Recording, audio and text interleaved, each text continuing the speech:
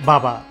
প্রত্যেকটি সন্তানের কাছেই শৈশবের হিরো, কৈশোরের কাণ্ডারি আর যৌবন থেকে বাকি জীবনে ছায়া হয়ে থাকেন বটবৃক্ষের মতো। বাবারা আসলে সন্তানের সাফল্যেই খুঁজে পান নিজের সুখ। আমার বাবা ছিলেন একজন স্কুল শিক্ষক। শিক্ষার্থীদের ভালো ফলাফল তাকে উচ্ছ্বসিত করত বরাবরই। তবে যেদিন আমি এসএসসিতে স্টার পেয়ে উত্তীর্ণ হয়েছিলাম, সেদিনের উচ্ছ্বাসের মাত্রা সব কিছুকে ছাড়িয়ে গিয়েছিল।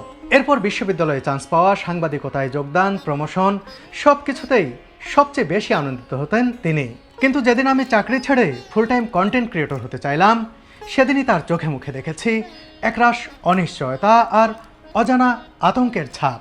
সময়ের সাথে সাথে অনিশ্চয়তার কালো মেঘও কেটে গেছে।